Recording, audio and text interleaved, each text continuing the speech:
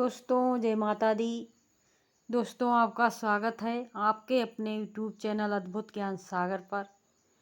दोस्तों आप सभी से हाथ जोड़कर निवेदन है कि अगर आप हमारे चैनल पर नए आए हैं तो चैनल को सब्सक्राइब जरूर कर लें और साथ में बेल आइकन को प्रेस करना ना भूलें, ताकि हमारी जो भी मोटिवेशनल कहानी आए उसका नोटिफिकेशन आपके पास सबसे पहले पहुंच सके। दोस्तों आज की कहानी बहुत ही मोटिवेशनल और रोचक है, इसलिए कहानी में अंत तक ज़रूर बने रहें। दोस्तों आज की कहानी में एक फ़कीर ने बताया है कि भगवान की लाठी में आवाज़ नहीं होती, लेकिन जब पड़ती है तो सब कर्मों का हिसाब करती है। इसलिए दोस्तों कभी भी किसी इंसान का दिल नहीं दुखाना चाहिए और हमेशा अच्छे कर्म करते रहना चाहिए और किसी के साथ बुरा नहीं करना चाहिए। तो दोस्तों आज की कहानी हमें यह सिखाती है कि हमेशा अच्छा व्यवहार करना चाहिए। तो चलिए दोस्तों शुरू करते हैं आज की कहानी। एक फकीर ने बताया है कि ईश्वर की लाठी में आवाज़ नहीं होती, लेकिन जब वह पड़ती है तो सब कर्मों का हिसाब करती है। तो चलिए दोस्तों जानते हैं कि ईश्वर की लाठी में आवाज़ नहीं होती इसका क्या मतलब होता है। इस कहानी के माध्यम से हम आप सभी को सुनाने जा रहे हैं कि ईश्वर की लाठी में आवाज़ नहीं होती इसका क्या मतलब है। कहते हैं परमात्मा की लाठी आवाज़ नहीं करती, इसका क्या मतलब है। एक गांव के एक जमींदार ठाकुर बहुत वर्षों से बीमार थे। इलाज करवाते हुए कोई डॉक्टर कोई वैद्य नहीं छोड़ा, कोई टोने टोटके करने वाला नहीं छोड़ा, लेकिन कहीं से भी थोड़ा सा भी आराम नहीं हुआ। एक संत जी गांव में आए, उनके दर्शन करने वो जमींदार भी वहां गया और उन्हें प्रणाम किया। उसने बहुत दुखी मन से कहा, महात्मा जी मैं इस गांव का जमींदार हूँ, सैकड़ों बीघों जमीन है मेरे पास।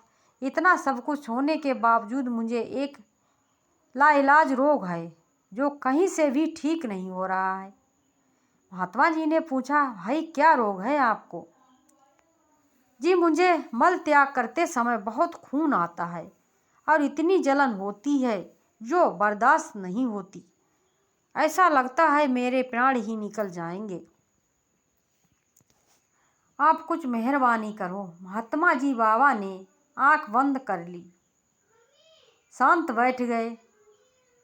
थोड़ी देर बाद बोले, बुरा तो नहीं मानोगे एक बात पूछूं। नहीं महाराज पूछिए।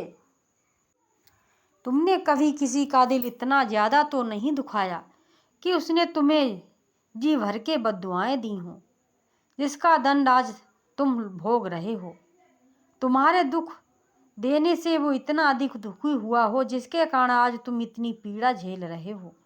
नहीं बाबा, जहाँ तक मुझे याद है मैंने तो कभी किसी का दिल नहीं दुखाया। याद करो और सोचो, कभी किसी का हक तो नहीं छीना, किसी की पीठ में छुरा तो नहीं मारा, किसी की रोजी रोटी तो नहीं छीनी, किसी का हिस्सा जबरदस्ती तुमने खुद तो नहीं संभाला हुआ है। महात्मा जी की बात पूरी होने पर वह खामोश और शर्मसार होकर बोला, जी मेरी एक विधवा भाभी है जो कि इस वक्त अपने मायके में रहती है। वो ज़मीन में से अपना हिस्सा मांगती थी। ये सोचकर मैंने उसे कुछ भी नहीं दिया कि कल को यह सब कुछ अपने भाइयों को ही दे देगी। इसका क्या पता। बाबा ने कहा, आज से ही उसे हर महीने 100 रुपये भेजने शुरू करो। ये उस समय की बात है जब 100 रुपये में पूरा परिवार पल जाता था। उसने कुछ रुपए भेजना शुरू कर दिए। 2-3 हफ्तों के बाद उसने बाबा से आकर कहा, जी मैं 75% ठीक हूँ। महात्मा जी ने सोचा कि इसे तो पूरा ठीक होना चाहिए था, ऐसा क्यों नहीं हुआ। उससे पूछा, तुम कितने रुपए भेजते हो। जी 75 रुपये हर महीने भेजता हूँ। इसी कारण तेरा रोग पूरा ठीक नहीं हुआ। संत जी ने कहा, उसका पूरा हक उसे इज्जत से बुलाकर दे दो। वो अपने पैसों को जैसे मर्जी खर्च करे, अपनी ज़मीन जिसे चाहे दे दे, ये उसकी मिल्कियत है, इसमें तुम्हारा कोई दखल नहीं है। जानते हो वो कितना रोती रहती है, जलती रहती है। तभी आपको इतनी जलन हो रही है। जरा सोचो, मरने के बाद हमारे साथ क्या जाएगा। जमींदार को बहुत पछतावा हुआ। उसने फौरन ही अपनी विधवा भाभी और उसके भाइयों को बुलाकर सारे गांव के सामने उसकी जमीन, उसके हक का पैसा उसे दे दिया और हाथ जोड़कर अपने जुल्मों की माफ़ी मांगी। उसकी भाभी ने उसे माफ़ कर दिया और उसके परिवार को खूब आशीर्वाद दिया। जमींदार का रोग शीघ्र ही पूरी तरह से ठीक हो गया। तो दोस्तों, देखा आपने कि भगवान की लाठी में आवाज़ नहीं होती, लेकिन वह जब पड़ती है तो सब कर्मों का हिसाब करती है, जैसे उसने जमींदार के कर्मों का हिसाब किया। और दोस्तों, जमींदार को समय पर उस महात्मा ने सही रास्ता दिखाया और वो रोग मुक्त हो गया। तो दोस्तों, आप सभी भी किसी को कोई तकलीफ़ मत देना और किसी का कभी दिल मत दुखाना। याद रखो, परमात्मा की लाठी बिल्कुल बेआवाज़ है। उसकी लाठी में आवाज़ नहीं होती, लेकिन जब वह पड़ती है तो सब कर्मों का हिसाब करके ही लौटती है। तो दोस्तों, आशा करते हैं कि आपको हमारी ये कहानी पसंद आई होगी। अगर कहानी पसंद आई हो तो कहानी को लाइक करें, शेयर करें और कमेंट बॉक्स में अपनी राय हमें ज़रूर भेजें कि आपको हमारी कहानी कैसी लगी और आपने इस कहानी से क्या सीखा। तो दोस्तों, मिलते हैं ऐसी ही किसी रोचक और मोटिवेशनल कहानी के साथ।